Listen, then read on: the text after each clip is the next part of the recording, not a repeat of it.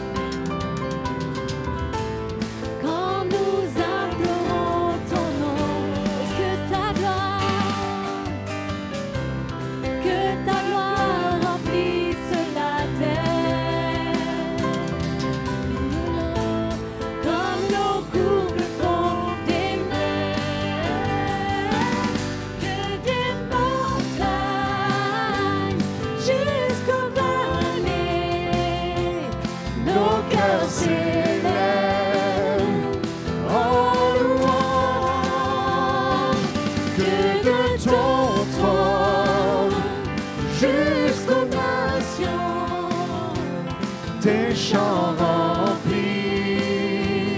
la terre.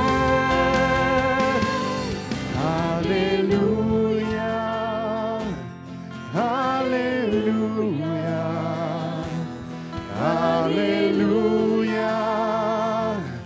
Alléluia, Alléluia, Alléluia.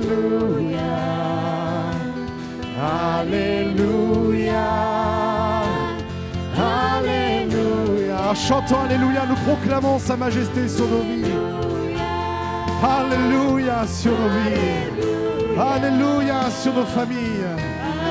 Alléluia sur notre santé au nom de Jésus. Alléluia, Alléluia. Alléluia, Alléluia, Alléluia,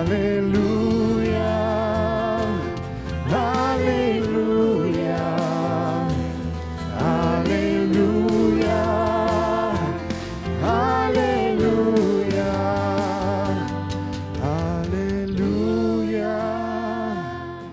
Alléluia, Alléluia,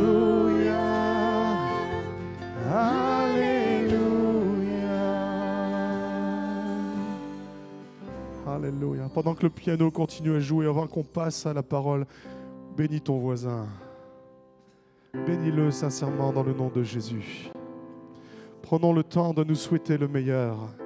Bénis ton frère, bénis ta sœur. Réclame la pleine bénédiction sur sa vie. Bénissez-vous les uns les autres. Alléluia. Oh, merci Seigneur, car tu nous as fait de nous, tu as fait de nous des enfants de Dieu. Tu nous as fait des co-héritiers de Christ. Tu nous as fait frères et sœurs en Jésus. Merci Père pour cette grâce, pour cette chance. Alléluia. Béni sois-tu. Benjamin, bénis ta maman derrière. Bénis-la. Allez. Alléluia. Jésus, merci Jésus. Voilà, gloire à Dieu. Merci Seigneur. Alléluia. Merci Jésus. Amen. Prenez donc place. Vous savez que c'est une grâce. Nous avons tellement d'opportunités tous les jours de dire des bêtises, mais c'est une grâce pendant ces temps-là de pouvoir nous bénir, de souhaiter la bénédiction à son prochain. Amen. Alléluia. Mais oui, je comprends. Merci Seigneur. J'aimerais faire un petit message, juste pour ceux qui sont malades. Je sais pas, je pense notamment à Nadine qui souvent regarde après quelques heures dès que c'est publié sur la chaîne YouTube. Je voudrais qu'on fasse un coucou à Nadine. Garde courage, ma sœur. Garde courage. Sois béni, sois loué. Dans le nom de Jésus. Amen. Alléluia. On va prendre le temps maintenant d'écouter la parole. Mon cher Philippe, es-tu prêt? Il va me dire que non, mais tu n'as pas le choix. Commence à te connaître maintenant. Hein. Père, merci de poser ta main sur ce temps particulier qu'est la parole de Dieu. Seigneur, je te loue parce qu'aujourd'hui, tu utilises l'outil Philippe Champreux pour parler à ton peuple. Et Seigneur, ce n'est pas Philippe que nous entendons, c'est ta parole vivante. Car aujourd'hui, elle va prendre vie. Et Seigneur, je prie qu'il y ait un mot, une phrase qui touche chaque personne maintenant, Seigneur, et que chacun puisse repartir avec une portion particulière. Dans le nom de Jésus. Amen. Amen. Juste avant de laisser la place à Philippe, ce matin, dans le bureau, quand on priait, j'avais cette image à cœur, quand Flo a fini de prier, il parlait que chacun puisse repartir avec sa nourriture. Et je pensais à cette fois où ils ont nourri 5000 personnes. Jésus leur a dit, nourrissez-les vous-même.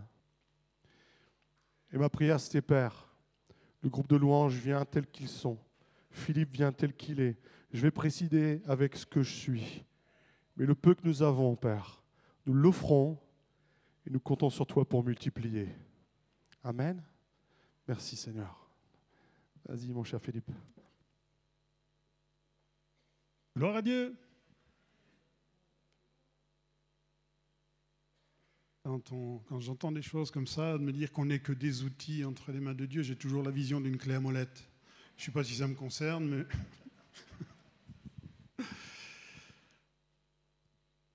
Alors, on est encore au mois de janvier, donc j'ai encore l'opportunité de souhaiter à tous ceux à qui je n'ai pas eu l'occasion de le faire une très très bonne année, à nos internautes aussi qui nous rejoignent au travers du web.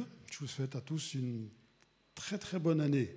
J'ai encore le droit, hein, le mois de janvier n'est pas fini, on n'est que le 28. Mais le 28, hein, vous savez que c'est l'anniversaire de Jeff. Vous ne saviez pas, hein, c'est l'anniversaire de Jeff aujourd'hui. 1 an de plus, bienvenue chez les vieux, Jeff.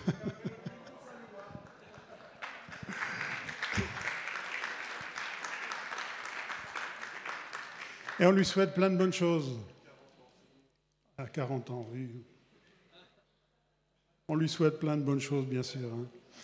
Jeff, tu sais que c'était aussi mon anniversaire ce mois-ci. J'ai un ami qui me dit, toi, tu es béni de Dieu, parce que tu rentres dans une période de ta vie où tu vas commencer à voir la vie en rose. Et je me dis, oh, c'est bien, ça voir la vie en rose. Je me dis, mais qu'est-ce que tu entends par rose? Il me dit, arthrose, ostéoporose, névrose, cirrhose. Bon, bienvenue, Jeff, bon anniversaire. Hein. Que Dieu soit béni. Voilà.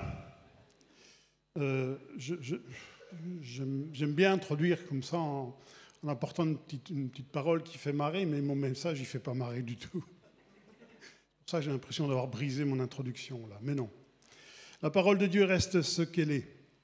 Alors, je voudrais vous parler ce matin d'une loi de l'Ancienne Alliance qui reste souvent mal comprise. Et moi-même, je ne l'ai pas comprise pendant des années. Mal comprise par nombre de lecteurs désireux de saisir, mais pourquoi est-ce que Dieu fait cela? Dans quel but? Quelle est la raison? Qu'est-ce que cela nous apporte? Qu'est-ce que cela nous enseigne? Et ne sachant pas trop quoi répondre, j'ai eu 3-4 personnes d'entre vous qui sont venues me voir en me posant la même question. Ça veut dire quoi ça? Qu'est-ce que c'est? Eh bien, je ne savais pas non plus répondre.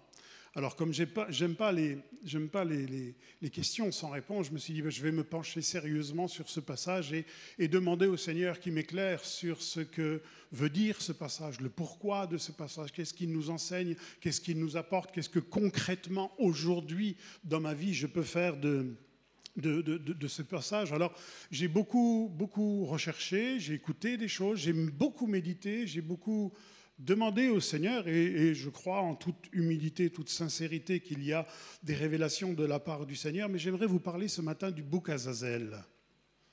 Le bouc Azazel, c'est un mystère. Hein. Pour moi, c'est longtemps resté un mystère que ce passage de ce bouc qu'on prend, qu'on le mène au désert, et puis bon, ben voilà, c'est fini, terminé, on ne sait plus qu'est-ce qu'il devient, qu'est-ce qu'il fait, pourquoi, comment, qui c'est Azazel. Je n'avais pas de réponse à cela.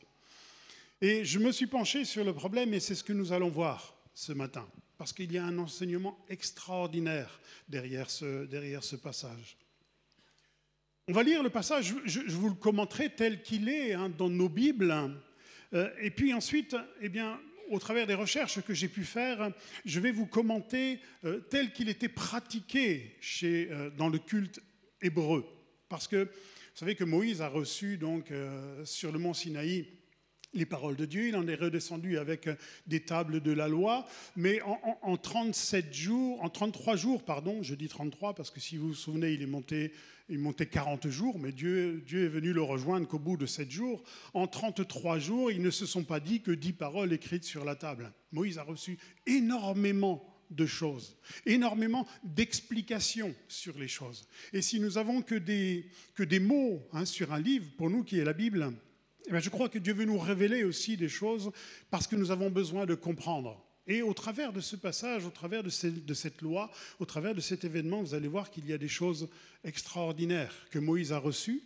Moïse va donner l'explication, la pratique de cette loi. Est-ce qu'on pourrait baisser un tout petit peu le micro parce que j'ai peur de vous réveiller? Voilà, ça va aller un petit peu mieux. Vous allez voir que il y a une loi extraordinaire par rapport à ce message, d'une façon concrète pour moi aujourd'hui. Ce n'est pas quelque chose que l'on a fait autrefois, et puis bon, maintenant les choses sont passées, toutes choses sont devenues nouvelles. Non, il y a quelque chose à retirer pour moi d'une façon concrète. Alors, je vous invite à lire donc le passage tel que nous l'avons, nous, dans nos Bibles, et puis au travers des recherches que j'ai faites, vous allez voir qu'il y a des éléments qui nous manquent, et ces éléments nous aident à comprendre justement ce que le Seigneur veut nous apprendre. Alors, cette loi, on la trouve dans le Lévitique, le livre du Lévitique au chapitre 16 et au verset 1. Et on va lire donc tout ce qui concerne cette loi. Lévitique chapitre 16 et au verset 1 jusqu'au verset 22. L'Éternel parla à Moïse après la mort des 2 fils d'Aaron qui moururent en se présentant devant l'Éternel. L'Éternel dit à Moïse, « Parle à ton frère Aaron, afin qu'il n'entre pas en tout temps dans le sanctuaire, au-dedans du voile, devant le propitiatoire qui est sur l'arche, de peur qu'il ne meure, car j'apparaîtrai dans la nuée sur le propitiatoire. Voici de quelle manière Aaron entrera dans le sanctuaire. Il prendra un jeune taureau pour le sacrifice d'expiation et un bélier pour l'holocauste. Il se revêtira de la tunique sacrée de lin. Il portera sur son corps des caleçons de lin, il se ceindra d'une ceinture de lin, il se couvrira la tête d'une tiare de lin. Ce sont les vêtements sacrés dont il se revêtira après avoir lavé son corps dans l'eau. Il recevra dans l'assemblée des enfants d'Israël 2 boucs pour le sacrifice d'expiation et un bélier pour l'holocauste. Aaron offrira son taureau expiatoire, il fera l'expiation pour lui et pour sa maison. Il prendra les 2 boucs et il les placera devant l'Éternel à l'entrée de la tente d'assignation. Aaron jettera le sort sur les 2 boucs, un sort pour l'Éternel et un sort pour Azazel. Aaron fera approcher le bouc sur lequel est tombé le sort pour l'Éternel et il l'offrira en sacrifice d'expiation. Et le bouc sur lequel est tombé le sort pour Azazel sera placé vivant devant l'Éternel afin qu'il serve à l'expiation et qu'il soit lâché dans le désert pour Azazel. Aaron offrira son taureau expiatoire et il fera l'expiation pour lui et pour sa maison. Il égorgera son taureau expiatoire. Il prendra un brasier plein de charbon ardent ôté de dessus l'autel devant l'Éternel et de 2 poignées de parfums odoriférants en poudre.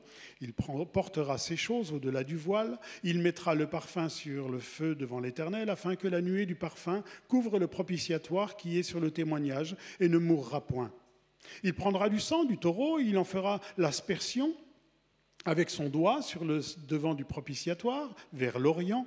Il fera avec son doigt 7 fois l'aspersion du sang devant le propitiatoire. Il égorgera le bouc expiatoire pour le peuple, et il emportera le sang au-delà du voile. Il fera avec ce sang, comme il l'a fait avec le sang du taureau, il en fera l'aspersion sur le propitiatoire et devant le propitiatoire. C'est ainsi qu'il fera l'expiation pour le sanctuaire à cause des impuretés des enfants d'Israël et de toutes les transgressions par lesquelles ils ont péché. Il fera de même pour la tente d'assignation qui est avec eux au milieu de leurs impuretés. Il n'y aura personne dans la tente d'assignation lorsqu'il entrera pour faire l'expiation dans le sanctuaire jusqu'à ce qu'il sorte. Il fera l'expiation pour lui et pour sa maison et pour toute l'assemblée d'Israël. En sortant, il ira vers l'autel qui est devant l'Éternel et il fera l'expiation pour l'autel. Il prendra du sang du taureau et du bouc. Il en mettra sur les cornes de l'autel tout autour. Il fera avec son doigt 7 fois l'aspersion du sang sur l'autel. Il le purifiera et le sanctifiera à cause des impuretés des enfants d'Israël. Lorsqu'il aura achevé de faire l'expiation pour le sanctuaire, pour la tente d'assignation et pour l'autel, il fera approcher le bouc vivant. Aaron posera ses 2 mains sur la tête du bouc vivant. Il confessera sur lui toutes les iniquités des enfants d'Israël et toutes les transgressions par lesquelles ils ont péché. Il les mettra sur la tête du bouc, puis il le chassera dans le désert, à l'aide d'un homme qui aura cette charge. Le bouc emportera sur lui toutes les iniquités. Dans une terre désolée, il sera chassé dans le désert. Voilà donc cette loi que nous trouvons, donc ce récit que nous voyons. Et il nous est dit qu'un jour, dans l'année, vous savez, des sacrifices, il y en avait pratiquement tous les jours, sauf les jours de sabbat, mais des sacrifices, il y en avait tous les jours, parce que le peuple péchait souvent, tout comme nous aussi. Nous avons beau été pardonnés de nos péchés un jour, on sait malheureusement que nous péchons encore et nous avons besoin de retourner à l'Éternel. Mais un jour dans l'année, le Seigneur dit ce jour est spécial. Parce que voilà ce que vous allez mettre en pratique, voilà ce que vous avez faire. Donc, le 10e jour du 7e mois, du mois de Tishri, qui est quelques jours après Rosh Hashanah, qui est la nouvelle année, Dieu dit il faut absolument que le peuple soit pardonné entièrement de son péché. Quand quelqu'un avait péché, il avait la possibilité d'aller voir le sacrificateur, apporter ce qu'il devait apporter, et puis pour qu'il soit pardonné de son péché. Mais Dieu dit, là, une fois dans l'année, il faut absolument que le peuple soit libéré entièrement, pardonné entièrement de son péché. Et voilà donc ce que vous allez faire. Donc on s'aperçoit que c'est un jour qui est bien particulier, décidé par le Seigneur lui-même. Ce n'est pas le peuple qui décide, ce n'est pas le peuple qui par sa repentance va déclencher ce moment, non. C'est Dieu qui dit, eh bien je désire pardonner. Pour que cette nouvelle année qui se présente soit une année de paix, de grâce et de pardon, et que mon peuple puisse marcher dans mes voies, il faut absolument qu'ils soient pardonnés de leurs péchés. Alors voilà ce que vous allez faire. Et c'est ce que nous venons de lire là. Et c'est ce que les Hébreux appellent le jour de Yom Kippour. Yom Kippour qui veut dire jour pardon. Un jour bien défini dans l'année où Dieu dit, eh bien je veux pardonner à mon peuple. Alors, rapide déroulement de ce que nous avons lu, en fait. Le sacrificateur devait donc se laver déjà entièrement, puis s'habiller d'une certaine façon de fin lin pour rentrer dans le tabernacle une fois dans l'année, une seule fois dans l'année. Il sacrifiait un taureau pour ses propres péchés et ceux de sa famille également. Comme il est entré dans le lieu saint, comme il allait rentrer dans le lieu saint, s'il n'était pas purifié de son péché, qu'est-ce qui pouvait se passer dans le lieu saint ? Il pouvait tomber raide mort, parce qu'on ne se présente pas devant Dieu comme cela. Et pour cela, pour être pardonné, il fallait absolument qu'il sacrifie pour lui et pour sa famille un taureau. Il y avait un tirage au sort, nous avons lu, avant de rentrer dans le sanctuaire, il y avait un tirage au sort entre deux boucs que l'on présentait au sacrificateur. Il y avait un tirage au sort qui était là, il y avait un bouc qui allait servir de sacrifice et l'autre qui était pour Azazel. Et donc, il sacrifiait le bouc pour le peuple et il portait le sang dans le lieu très saint en faisant l'aspersion sur le propitiatoire, comme nous avons lu, le sang de ce bouc plus le sang du taureau. Ensuite, le sacrificateur prenait le deuxième bouc, il posait ses deux mains sur sa tête et confessait les péchés du peuple qui s'était écoulé dans l'année. Et puis il nous est dit qu'un homme choisi parmi le peuple devait prendre ce bouc et l'emmener et le conduire au désert. Donc voilà le texte tel que nous l'avons lu. Voilà ce qui nous est donné de comprendre au travers de cette Bible que nous avons, de la plupart des Bibles que nous avons, nous fait connaître. Car nous ne savons peut-être pas ce qui advient de ce bouc. Et c'était là la question de ceux qui sont venus me voir et ma question. Mais qu'est-ce qu'il advient de ce bouc ? À quoi il sert au final ? Pourquoi l'envoyer au désert ? Pourquoi est-ce qu'au désert, il va expier les péchés ? Qu'est-ce qui va se passer ? Alors je me suis intéressé à tout ça et vous allez voir que c'est fort intéressant ce que nous avons à apprendre au travers de cela. Voilà ce que nous pouvons apprendre au travers de la tradition qu'on appelle la tradition orale chez les Juifs. Vous savez que nous avons la parole de Dieu, mais comme je vous disais, Moïse a reçu tout le détail des choses comme elles devaient se produire. Et Dieu lui dira, mais garde-toi de bien reproduire ce que tu as vu. Et ce qu'il a vu, ça nous est donné dans cette tradition qui est des livres de la tradition orale qu'on appelle souvent Talmud, Mishnah, et puis le Zohar. Alors je suis allé faire des recherches là-dedans, telles que se pratiquait ce sacrifice annuel.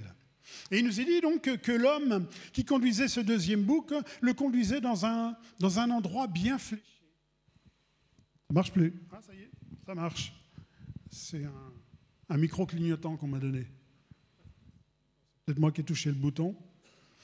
Donc cet homme qui avait été choisi prenait ce bouc Azazel et le conduisait au désert. Mais la tradition nous dit qu'il le conduisait dans un endroit bien défini, un endroit fléché, et le menait dans un endroit bien défini. Il conduisait ce bouc près d'une falaise à la frontière du désert. Et il se passait quelque chose avant, c'est que le sacrificateur, donc Aaron en l'occurrence, avant que ce bouc parte dans le désert avec cet homme, Aaron avait pris un tissu rouge, écarlate, et il l'avait enroulé autour des cornes de ce bouc. Et cet homme qui menait ce bouc au désert, arrivait là, dans le désert, au précipice d'une falaise, et il devait avant prendre ce tissu, une partie de ce tissu, donc il déroulait des cornes du bouc, déchirait une partie de ce tissu, et ce tissu, il devait le mettre accroché à un rocher qui était là, à proximité, et qui allait servir à quelque chose. Il conduisait donc ce bouc à la falaise, à la frontière du désert, déchirait un morceau de tissu, et ensuite, il devait prendre le bouc par les cornes, comme cela, et puis le pousser, le bouc donc était en arrière, et le bouc, il devait le pousser dans la falaise pour que le bouc tombe en bas et qu'il s'écrase en bas. Voilà cette loi telle qu'elle était pratiquée, mise en pratique, on va dire, dans le culte hébreu, dans le culte judaïque. Dans la version que nous avons, nous, on pense à un bouc qui est conduit au désert. C'est pas faux. Mais il nous manque des éléments par rapport à cela qui, vous allez le voir, est fort intéressant et nous enseigne bien des choses sur ce que nous devons faire, nous, ensuite. Donc, ce bouc était bien sacrifié, d'une autre façon que l'autre bouc, mais il était bien sacrifié. Voilà comment ça devait se passer. Et cet homme, avant de revenir vers le peuple, devait se laver entièrement, prendre ce morceau de tissu, mais avant il s'était passé quelque chose, un signe de la part de Dieu. Ce morceau de tissu qui, je vous le rappelle, était rouge, écarlate, cramoisi, le miracle, c'est que Dieu avait transformé ce tissu rouge en tissu blanc. Et ça, c'était le signe qui servait au peuple de se réjouir et de se dire Dieu nous a pardonné. Voilà le témoin qui nous fait dire que Dieu nous a pardonné réellement. Le tissu est devenu tout blanc. Et c'est alors que le peuple devait seulement à ce moment-là s'humilier de leurs péchés qu'ils avaient commis pour repartir à zéro dans cette nouvelle année. Et puis le reste de cette fête, eh bien, était un moment de fête, parce que Dieu leur donnait de vivre autre chose dans leur vie de tous les jours et surtout avait solutionné le problème des péchés de l'année précédente. Maintenant, il est enrichissant de faire un parallèle entre cette loi, entre ce rite, entre cette pratique et puis ce que Christ a accompli. Parce que si c'est que de la connaissance historique, ça nous enrichit, mais à quoi ça nous sert véritablement cela? Qu'est-ce que nous devons comprendre au travers de cela? Qu'est-ce que cela veut dire exactement? Eh bien, vous allez voir que ça correspond aussi à ce que nous, intérieurement, nous avons besoin de vivre pour être véritablement libérés de nos péchés.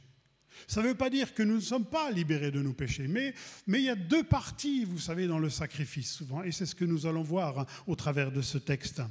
Parce que, je vous le rappelle, c'était aussi une ombre des choses à venir, telle que cette loi nous était donnée, et que le sacrifice que Christ a accompli sur la croix correspond exactement à ce sacrifice-là. On peut penser que le sacrifice de Christ correspond à tous les sacrifices qui étaient faits dans le temple. Non, il correspond exactement à ce sacrifice. J'ai lu attentivement et relu attentivement Hébreux 7, 8, 9, 10, pour ceux qui sont intéressés, et vous allez voir que ces 4 chapitres sont le développement justement de cela, et nous expliquent cela. Alors, les ressemblances avec le sacrifice de Christ, eh bien, c'est que ce sacrifice était fait une fois dans l'année. Donc, c'était véritablement quelque chose d'exceptionnel, c'était quelque chose d'annuel, parce que Dieu voulait solutionner le péché du peuple. La première application que l'on peut en regarder, eh bien, c'est que Hébreux 7 nous dit que Christ est venu une fois pour toutes, d'une façon exceptionnelle, une fois pour toutes, pour résoudre ce problème de péché. Parce qu'il est venu, nous dira Ésaïe 61, verset 2, les versets devraient être affichés normalement. Donc si on lit déjà Hébreux 7, verset 26, si on veut bien l'afficher, qui nous dit que Christ est venu une fois pour toutes. Non, c'était pas ça. Ou 27, le verset 27, s'il te plaît. Voilà, il n'a pas besoin, comme les souverains sacrificateurs, d'offrir chaque jour des sacrifices, d'abord pour ses propres péchés, ensuite pour ceux du peuple, car ceci, il l'a fait une fois pour toutes en s'offrant lui-même. Donc, c'est vraiment quelque chose d'exceptionnel. Ensuite, Ésaïe, chapitre 61, verset 2, nous dit que le sacrifice de Christ, pour publier une année de grâce de l'Éternel, comme le bouc était sacrifié là pour une nouvelle année, pour repartir de plus belle, Christ a été sacrifié pour une année de grâce également. Une année, c'est-à-dire toute une période de grâce. C'est une année prophétique qui dure toute une période. Et nous sommes, si nous regardons attentivement, nous sommes dans le dernier millénaire. Dans le 6e jour. Vous savez que le 6e jour, c'est le jour de la création de l'homme. Eh bien, ce 6e jour, il a commencé au travers de la création du nouvel Adam. Et qui est le nouvel Adam? C'est Christ. Et il y a toute une année de grâce, toute une période de grâce, et un jour est comme 1000 ans. Eh bien, nous avons 1000 ans devant nous, et on regarde les choses et on se dit, mais c'est toute une période de grâce. Le sacrifice nous a donné d'entrer dans une période de grâce, dans une année sabbatique et toute une période de grâce que le Seigneur voulait pour chacun d'entre nous. Et nous sommes dans le 6e millénaire. Je vous rappelle que selon le calendrier hébreu, nous sommes en 5784.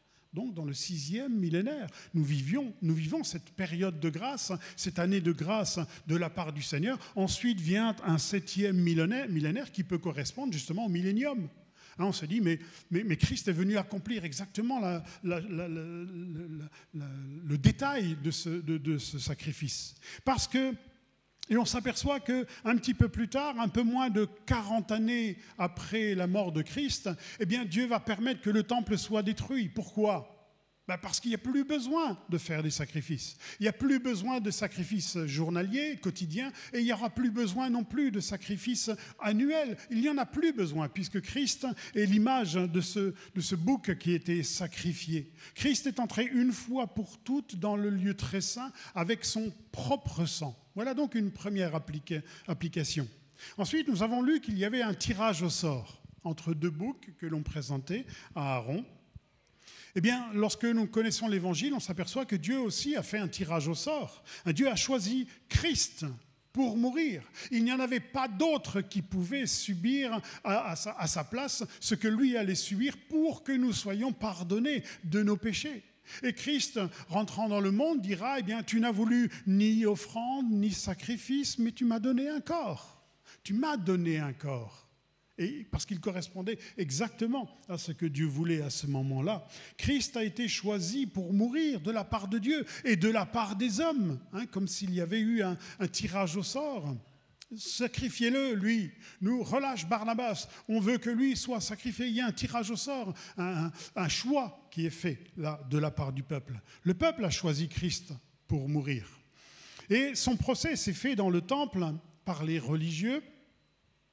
Et il est à la fois le bouc destiné à être sacrifié dans le temple pour répondre aux exigences de sainteté. Vous savez que sans effusion de sang, il n'y a pas de pardon. Donc il fallait que le sang coule. Et le seul qui a été capable de donner son sang pour que nous soyons pardonnés de nos péchés, c'est Christ. Mais on s'aperçoit donc qu'il est à la fois ce bouc qui a été sacrifié dans le temple, mais il est aussi le bouc qui va être mené au désert. Mené au désert, parce que le sort était tombé sur lui, justement. Donc ce tirage au sort entre les deux boucs. Une autre chose, encore une fois, c'est que Christ est aussi l'image du sacrificateur qui rentre dans la présence de Dieu avec son propre sang, pas avec le sang d'un taureau, mais avec son propre sang dans le tabernacle. Tabernacle qui n'est pas fait de main d'homme. Il est allé rentrer, il est allé dans la présence de Dieu avec son propre sang, et il en est sorti vivant. Et ça, c'est un détail qui est très intéressant. Il en est sorti vivant.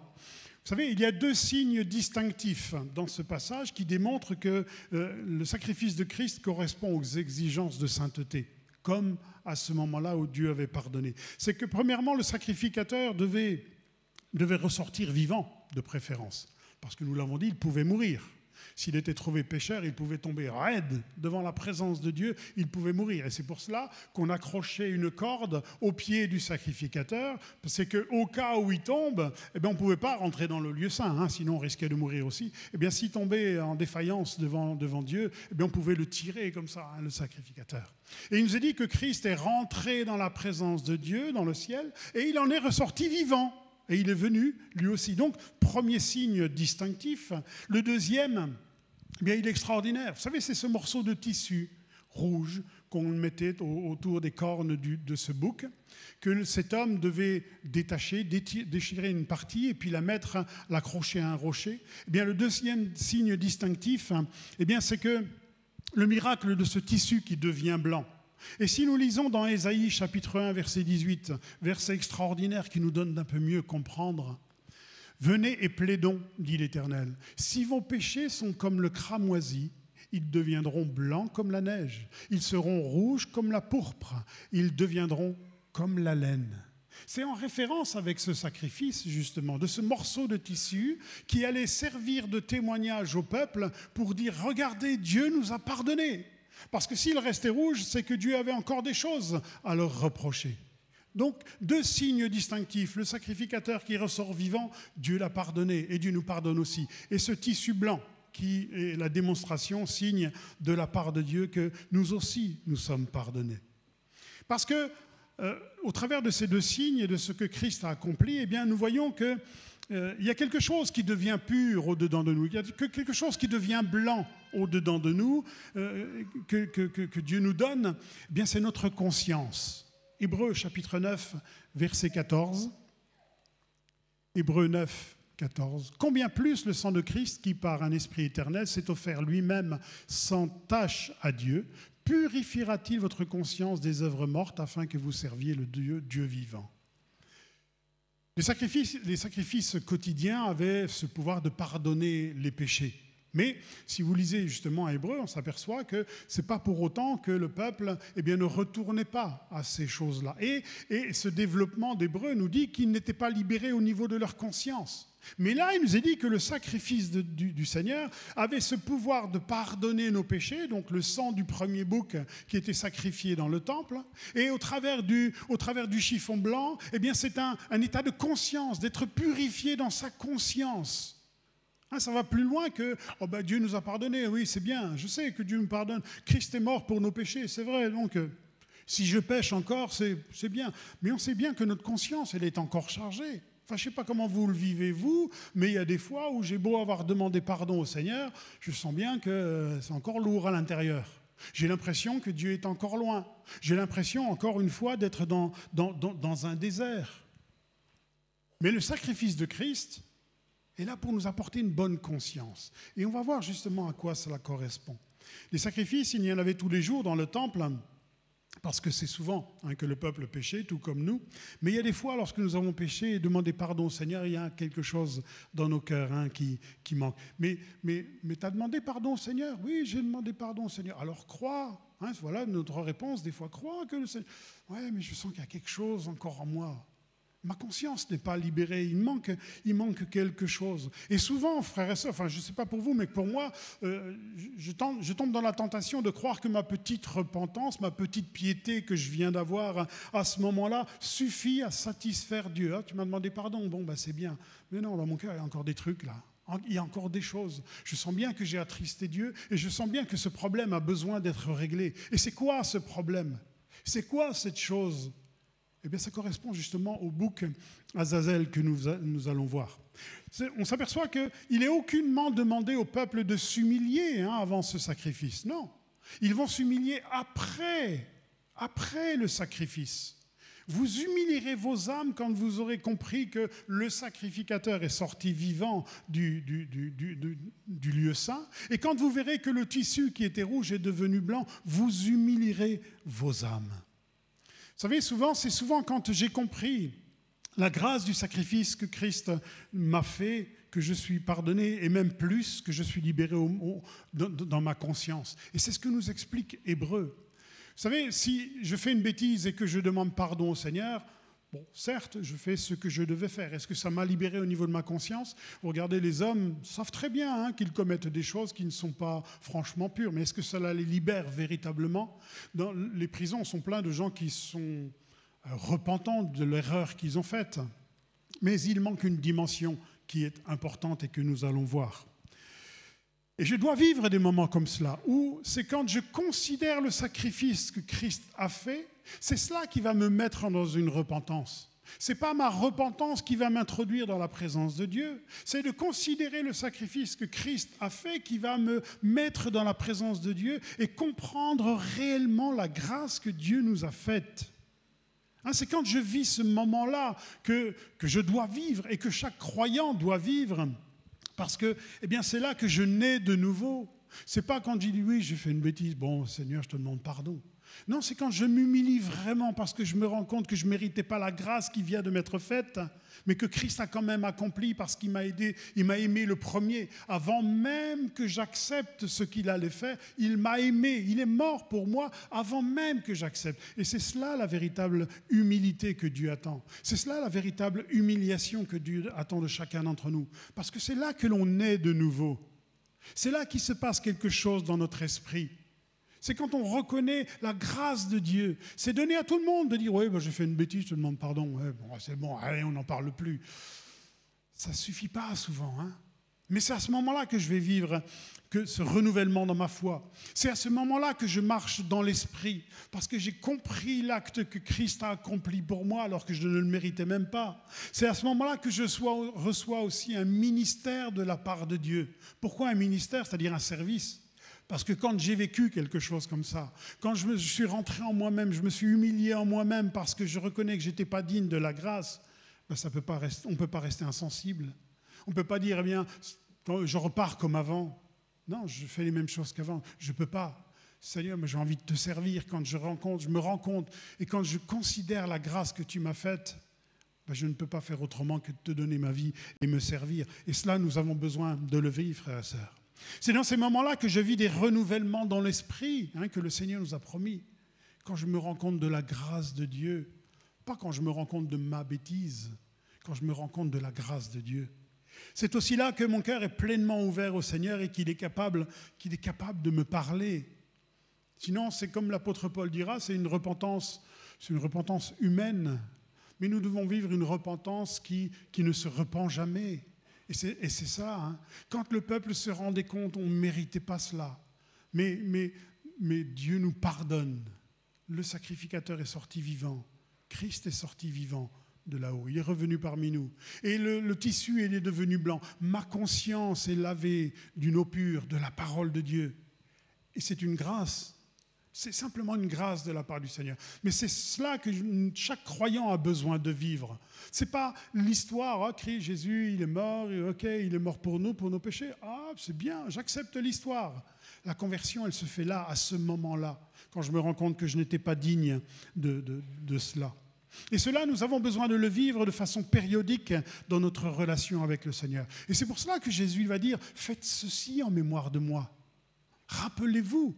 Ce n'est pas forcément ce moment de Sainte Seine que nous vivons qui est symbolisé par le pain et le vin, mais faites ceci en mémoire de moi. Rappelez-vous que je suis mort pour vous avant même, et ce qui vous donne de vous humilier afin de comprendre la grâce du Seigneur. Donc, ce n'est pas parce que je me suis repenti une fois pour toutes que je rentre dans la présence de Dieu tous les jours de ma vie. J'ai beau m'être repenti, je sens très bien que le ciel est fermé, je sens très bien qu'il y a quelque chose encore dans lequel je me sens loin de Dieu. Mais au travers du sacrifice de Christ, c'est ce que nous allons voir maintenant, ce que symbolise ce bouc, eh bien vous allez voir que Dieu nous donne de vivre autre chose dans notre repentance. Et c'est la dimension que nous avons besoin de vivre et de connaître. Et on va comprendre cela maintenant, au travers justement de ce bouc Azazel. À quoi il sert ce bouc ? Quelle est sa fonction? Quel est son travail? Quelle est son utilité? On comprend bien le bouc qui est sacrifié dans le temple, sacrifié pour que son sang serve sur le propitiatoire, et parce que par le sang, il n'y a pas d'autre possibilité d'être pardonné. Donc, on comprend bien le sang du premier bouc, du sacrifice du premier bouc. Mais comprend-on véritablement la raison du sacrifice du bouc Azazel?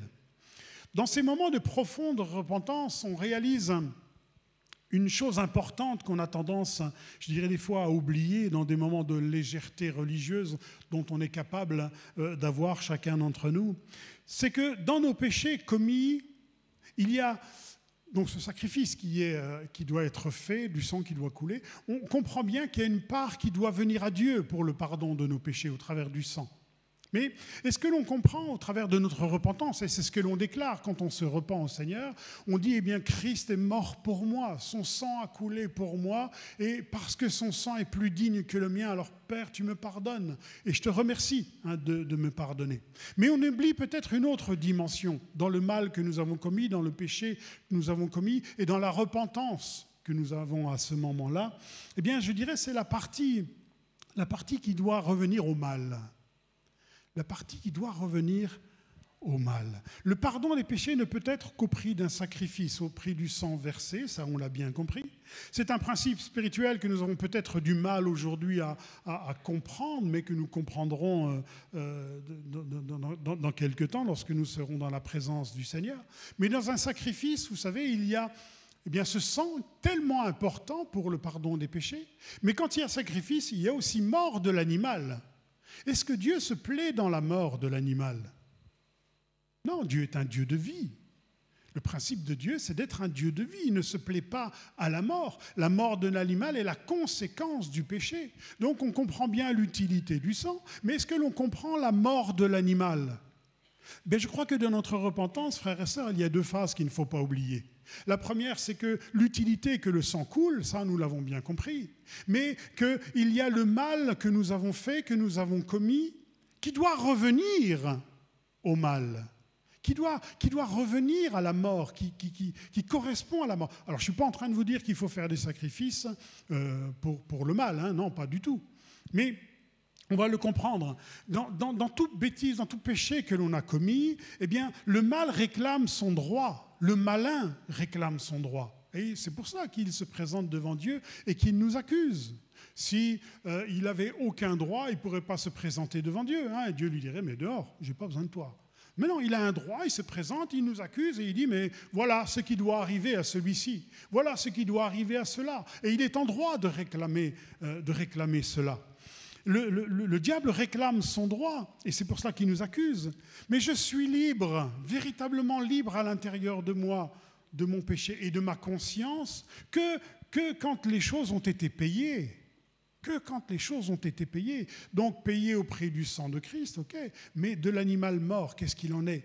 À la prison, par exemple, quelqu'un qui fait un délit va pouvoir dire, eh bien, j'ai payé ma dette. Je suis allé en prison, j'ai payé ma dette. Aujourd'hui, je suis clean. Ou bien, quand j'ai fait une infraction du code de la route, je ne suis clean que quand j'aurai payé mon amende. Hein. Il n'y a que quand les choses sont payées que je peux dire, aujourd'hui, ma conscience est pure. J'ai payé ma dette. Ah oui, j'ai fait une bêtise. Ce n'est pas simplement de reconnaître, oui, j'ai fait une bêtise. Hein. Comme je vous disais, les prisons sont remplies de gens qui reconnaissent leurs erreurs, leurs bêtises. Mais c'est quand ils ont payé leurs dettes qu'ils sont clairs devant la société maintenant. Alors, on comprend bien le sang de Christ, on comprend bien le sang du bouc, mais la mort de l'animal, qu'en est-il? On oublie souvent de payer une part au mal, parce qu'il y a une part qui doit revenir justement à Azazel. Et c'est là justement l'utilité de ce deuxième bouc qui était propulsé en bas de la falaise et qui finissait en bas dans le désert. Qui est Azazel? Première question, qui est Azazel? Bien, ni notre Bible, ni la tradition orale nous donnent de détails sur qui est Azazel. Cependant, on trouve, que trouve-t-on dans le désert bibliquement généralement? Des démons, le malin. Hein, il nous dit par exemple, quand Christ a été tenté, Marc 1, verset 13, « Et il demeura dans le désert, tenté par Satan, et il était avec les bêtes sauvages. » Hein, toujours l'idée que ce désert est le repère et le terrain de jeu favori du malin et des démons. Il nous est dit par exemple dans Luc 8, à propos du démoniaque de Gadara, il rompait les liens et il était entraîné par le démon dans le désert. Donc le désert a cette connotation d'être le lieu, le terrain de jeu du malin. Et on s'aperçoit qu'on comprend qu'il s'agit donc d'une entité qu'il faut satisfaire. Cette entité, Azazel, c'est l'entité qui personnifie le mal. Hein, c'est les satanistes qui ont donné son nom à un démon qui s'appelle Lucifer, qui est le diable. C'est eux qui vont l'appeler comme cela. Donc nous avons Azazel, sans nous donner autant de détails. Mais gardons à l'esprit qu'il y a une part dans notre péché qui revient à Azazel, la mort de quelque chose. Le sang va servir à Dieu pour qu'il y ait pardon, mais la mort de l'animal va servir à quoi? Eh bien, il va servir à Azazel, justement. Comme nous devons comprendre que dans notre péché, notre repentance, il y a une part qui revient au mal, une part à Azazel. C'est quoi cette part à Azazel? Eh bien, c'est le renoncement de notre péché, justement. Parce que si je pêche et que je dis, Seigneur, je te demande pardon, oui, le sang de Christ purifie de tout péché. Mais cette part qui revient au mal, si je ne lui ai pas donné au travers du renoncement de mon péché, je suis sûr qu'il va revenir de plus belle. Hein? Il va revenir forcément. Mais ce bouc Azazel, il est là justement pour dire, eh bien ça c'est ta part. Ça, j'en veux plus. Ça, je veux plus que ça revienne dans ma vie. Ça, je ne veux plus pratiquer cela. Et cela, ça nous donne, je dirais, une sensibilité sur notre repentance, frères et sœurs. Ce n'est pas parce que je demande pardon à Dieu que je suis forcément pardonné et pur dans ma conscience. Je le suis seulement que quand je renonce au péché. Que quand je dis ça, c'est la part du diable, j'en veux plus. Je comprends où ça m'a mené. Je comprends où cela m'a emmené. Mais cela, je le remets au diable. C'est à lui, ça t'appartient. C'est à toi, je n'en veux absolument plus. Donc on comprend qu'il y a une part de renoncement dans notre vie qui va nous donner d'aller de l'avant avec le Seigneur et de ne pas revivre les mêmes choses, de ne pas revivre une nouvelle année en refaisant les mêmes bêtises qu'avant. Et tant que je n'ai pas renoncé à cela, tant que je n'ai pas donné la part qui revient au mal, je suis sûr que je vais me repentir encore, toujours et toujours pour la même chose. Et ça, c'est notre part à nous. Et c'est là toute la signification, justement, de ce bouc Azazel. Je crois que le pardon qui libère la conscience, c'est lorsqu'il y a un réel renoncement à notre péché. Et je ne sais pas si vous avez remarqué, mais tous les chants de ce matin correspondaient à cela. La parole de Bruno, abandonne-toi.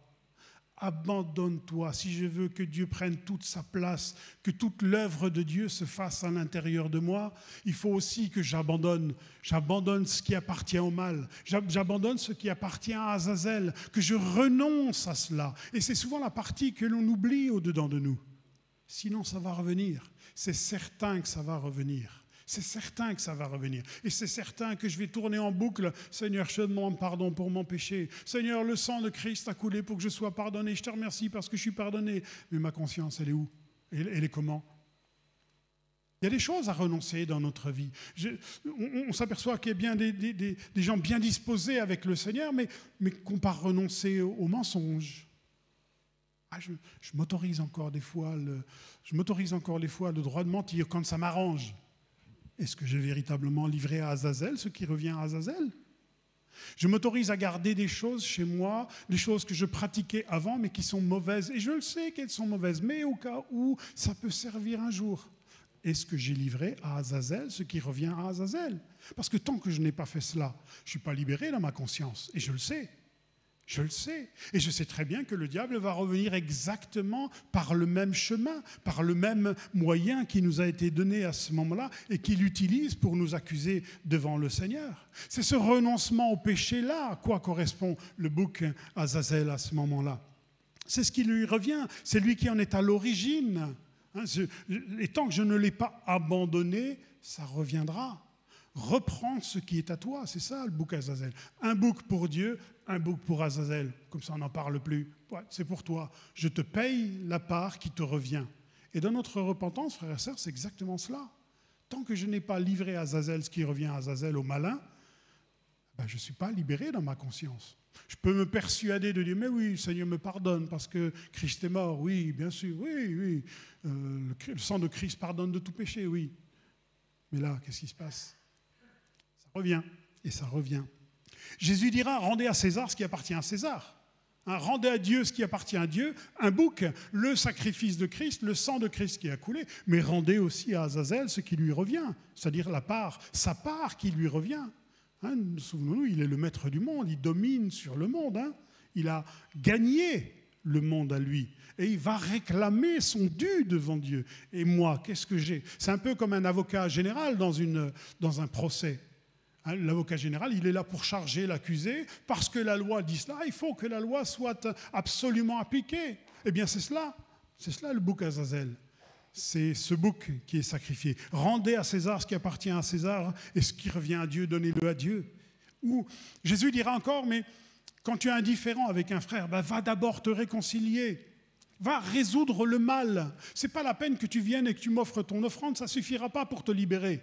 Il faut d'abord que tu ailles te réconcilier, il faut d'abord que le mal que tu as commis soit solutionné avec ton frère, et puis viens ensuite. Et c'est exactement ce sacrifice-là, cette loi-là, où il sacrifiait déjà et il s'humiliait après. Et quand on fait les choses dans cet ordre-là, on peut être que expectatif devant le miracle que Christ a accompli.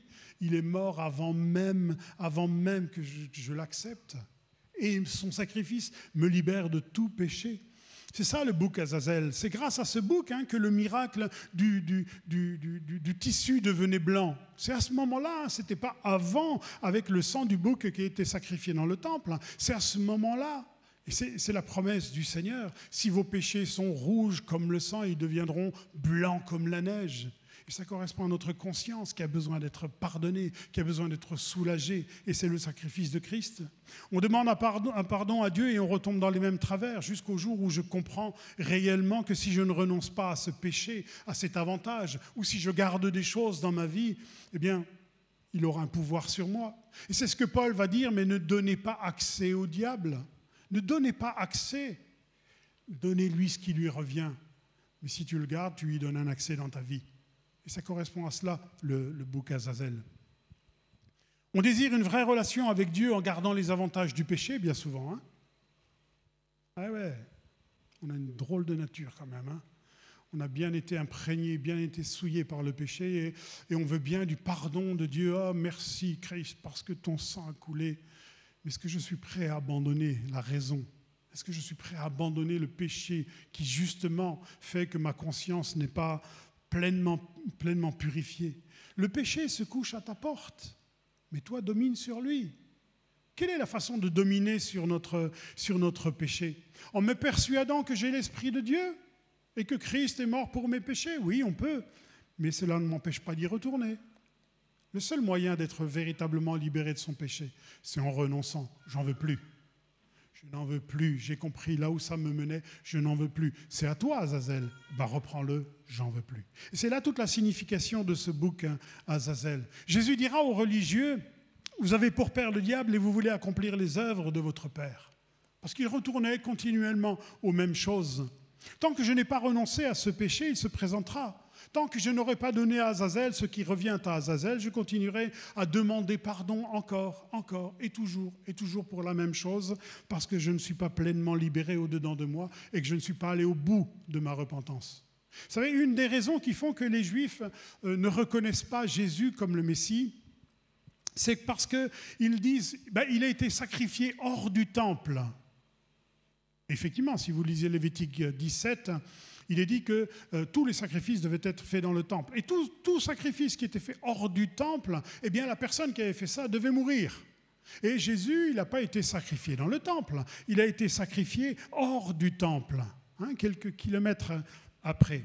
Eh bien, savez-vous que le mont des Oliviers est aussi le point culminant de Jérusalem, donc une hauteur qui nous laisse penser à une falaise, à 826 mètres exactement, et à 3 kilomètres de Jérusalem, et que le mont des Oliviers, justement, est considéré comme la porte du désert.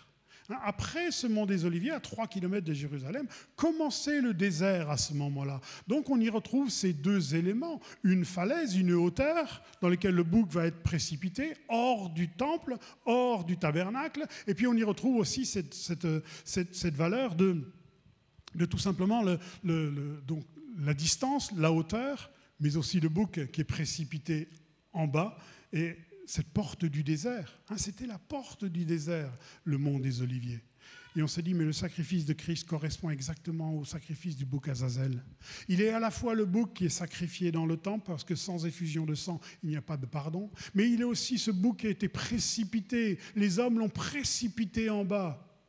Et il est aussi l'image du péché que je dois renoncer dans ma vie si je veux pleinement prétendre à la grâce, à la restauration de la part du Seigneur. Et peut-être que ce matin, nous en sommes là. Et au travers de tout ce qu'on a pu entendre ce matin, au travers des paroles qui ont été données des frères et des sœurs, on comprend très bien que peut-être que dans nos cœurs, il y a encore des choses qu'on a besoin de sacrifier au malin. Peut-être qu'on accepte le sacrifice de Christ, mais est-ce que j'accepte moi de faire des sacrifices? Christ est aussi le bouc Azazel, il a payé de sa vie ce que le mal réclamait et réclame encore sans cesse à Dieu et par lequel il nous accuse. Mais si je suis capable de dire ça, j'en veux plus, c'est à toi, tu le reprends et c'est terminé pour moi. Ce renoncement, c'est ce que la Bible appelle la mort à soi-même. Ça correspond exactement à cela. Ça correspond aussi à ce que Christ va dire, si quelqu'un veut venir après moi, qu'il renonce à lui-même. Vous avez entendu les paroles ce matin des frères et sœurs? Renoncement, abandonne, donne-toi pleinement. Parce que souvent on garde des choses à l'intérieur de nous et puis on se dit, mais ça marche pour les autres mais pas pour moi. Alors peut-être que ce matin, chacun d'entre nous, je dis bien chacun, moi y compris, il y a peut-être des choses que nous avons besoin d'abandonner. Si on veut vivre pleinement la dimension de ce que Christ nous promet dans sa parole, j'ai peut-être aussi, moi, des boucs Azazel à remettre à Azazel. Une dernière chose qui me paraît importante à relever, c'est que ces deux boucs que l'on présentait aux sacrificateurs avant qu'ils rentrent dans le tabernacle, eh bien, ils étaient identiques. Identiques, il n'y avait pas un qui était... Oh, il est moche, celui-là, il pue, etc. Celui-là, bon, moi, ça va être pour Azazel. Non, ils étaient identiques. Les Juifs disent même que c'était certainement des jumeaux, tellement ils se ressemblaient. Des jumeaux. Ça ne veut pas dire qu'on va sacrifier à Dieu des choses de valeur et puis au malin des choses qui sont insignifiantes. Non. Vous savez, des fois, et vous l'avez certainement vécu dans nos vies, il faut lâcher des choses. Même des choses qui sont bonnes. Et quand on veut rentrer justement au ministère, au service de Dieu, on comprend que Dieu attend qu'on lâche des choses de ce monde qui ne sont pas forcément mauvaises, mais qui sont incompatibles avec le ministère, qui sont incompatibles avec une vie de sainteté, qui sont incompatibles avec une vie dans laquelle je vis la dimension de l'Esprit de Dieu et une pleine liberté du sacrifice de Christ. On comprend très bien qu'il y a des choses de valeur aussi à laisser aux malins. C'était des boucs semblables, l'un et l'autre étaient semblables. Ça nous offre la pensée que nous devons renoncer des fois même à des choses de valeur, des choses de valeur, des choses qui nous coûtent. Même si ces choses ont une apparence de bien, elles vont être incompatibles avec le service de Dieu. Ne vous embarrassez pas des choses de la vie, dira le Seigneur. Ne vous embarrassez pas de ces choses. Parce que ces choses vont devenir pour vous une pierre d'achoppement. Mais nous sommes invités à remettre au mal ce qui appartient au mal. Jésus dira, si quelqu'un veut venir après moi, qu'il renonce à lui-même, qu'il se charge de sa croix et qu'il me suive. En conclusion, l'apôtre Paul, dans Philippiens chapitre 3, verset 8, parle de sa vie religieuse. Et quelle exemplarité de vie religieuse, hein. C'était pas un rigolo dans sa pratique de la parole de Dieu. C'était vraiment quelqu'un qui se conformait à la parole de Dieu dans sa connaissance. Et il dit que sa vie religieuse, eh bien, c'était finalement rien du tout à côté de la connaissance qu'il avait maintenant de Christ. Le zèle qu'il avait pour Dieu, il dira, eh bien, je regarde ces choses comme une perte, j'ai renoncé à tout afin de regarder Christ et la révélation de la connaissance de Christ. Et c'est cela, frères et sœurs. On peut mener une vie religieuse et dire, mais Seigneur m'a pardonné de mon péché, alléluia, Christ est mort, il est entré dans le ciel, il a offert son sang et pas le mien, et je suis content. Oui, ça c'est une part que nous avons à accomplir. Mais n'oublions jamais le sacrifice que nous avons besoin de faire au mal. Ça t'appartient. Et tant que je ne l'ai pas fait, eh bien, je ne suis pas pleinement libéré. Lorsqu'il lui a été donné de comprendre l'excellence du sacrifice de Christ, il dira, ma vie religieuse ne valait absolument rien malgré tout ce que j'ai fait pour Dieu. Et il est là, le symbolisme de ce bouc Azazel, c'est que dans notre vie, on sait très bien qu'il y a des choses qu'il faut qu'on le rende aux malins. Mais surtout pas les garder, parce que c'est des choses qui vont servir de chemin et d'accès aux malins. Christ a payé au prix de son sang pour le pardon de nos péchés, ça c'est le premier bouc. Mais il y a encore un prix à payer pour que je vive pleinement le sacrifice de Christ. Peut-être que ce matin, on se rend compte qu'il y a des choses à abandonner dans notre vie. Et on est tous pareils, on sait qu'il y a des choses que Dieu nous demande. Eh bien, je ne vivrai pas pleinement le sacrifice de Christ, je ne vivrai pas pleinement la dimension de l'esprit, de la relation que Dieu souhaite avoir avec moi, tant que je n'aurai pas sacrifié cela. Et vous savez, souvent, la guérison, la délivrance, le renouvellement vient souvent quand je dis à Christ, ça, je le renonce pour toi. C'est mon sacrifice. Je livre à Azazel ce qui revient à Azazel. Et tous les chants de ce matin, toutes les paroles de ce matin, tendait à cela. Et je suis convaincu qu'au travers de cela, l'Esprit du Seigneur nous appelle à vivre cette dimension-là.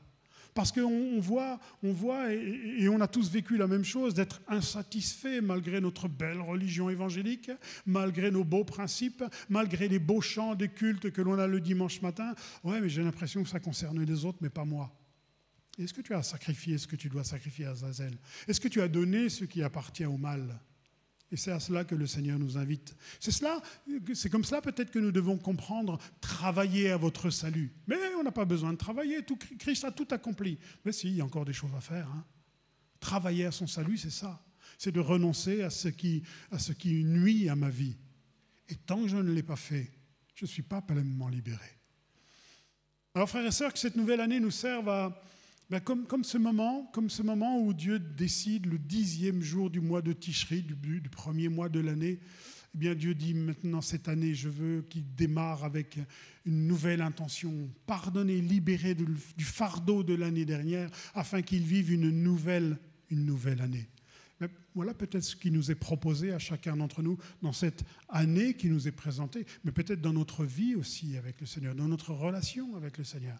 Peut-être que c'est ce que nous avons besoin de vivre, d'être véritablement libérés. Mais tu seras libéré que quand tu auras sacrifié à Azazel ce qui revient à Azazel. Et cela, je vous laisse avec l'Esprit de Dieu qui saura très bien, mieux que moi, vous montrer ce qui a besoin d'être sacrifié. Voilà le message de ce bouc Azazel. Voilà le message de l'Évangile.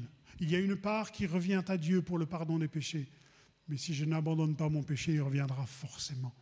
Et Dieu nous appelle à l'abandon, Dieu nous appelle au renoncement, Dieu nous appelle à vivre pleinement dans la dimension de l'Évangile et pas dans ma petite compréhension religieuse des choses. « Ah, mais j'ai demandé pardon, mais ça ne marche pas. » Oui, tu comprends maintenant pourquoi ça ne marche pas?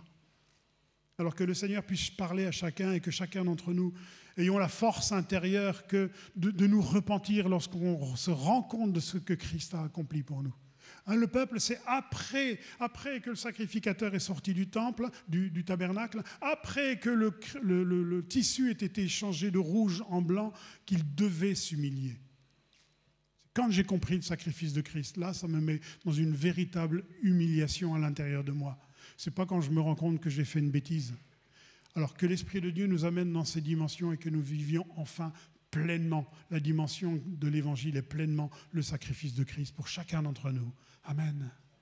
Merci, Père, pour ta grâce. Merci pour ce qui nous est donné de comprendre au travers de ta parole. Merci pour les révélations que nous avons besoin de voir, de recevoir pour comprendre ce que tu attends d'entre nous. Que ton esprit puisse parler encore à chacun. Que ton esprit puisse nous montrer ce qui n'a rien à faire dans nos vies, ce qui est la cause, le problème de nos malheurs et de nos doutes. Seigneur, que ton esprit puisse aussi nous en libérer pleinement parce que nous voulons abandonner ces choses. Donne-nous la force et la conscience et la décision d'abandonner ce qui revient à Azazel, ce qui revient au malin. Et que ce matin, eh bien, ton esprit puisse travailler chacun de nos cœurs. Parce que chacun d'entre nous, je le sais, désirons te plaire, mais n'avons peut-être pas tout à fait compris ton évangile. Seigneur, merci de nous faire entrer dans une nouvelle dimension de liberté en Christ, afin que tu sois pleinement glorifié par ces choses. Amen.